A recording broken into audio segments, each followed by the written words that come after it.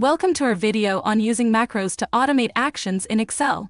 We'll guide you through the process of creating and managing macros, helping you streamline your workflow and save valuable time in your daily tasks. To begin, open the Developer tab on the ribbon. If you don't see it, you can enable it through Excel options. This tab is essential for accessing all macro-related features in Excel. Next, let's record a macro. Click Record Macro, and give your macro a descriptive name. Perform the actions you want to automate, such as formatting a table, then click Stop Recording to save your macro. Once recorded, you can run your macro anytime. Go to Macros on the Developer tab, select your macro, and click Run. This executes the recorded actions, saving you from repetitive manual tasks.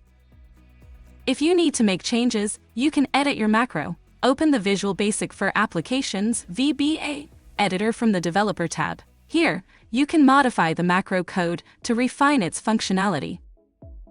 For easy access, assign your macro to a button. Insert a button from the Developer tab and link your macro to it. This allows you to execute the macro with a simple click, enhancing efficiency.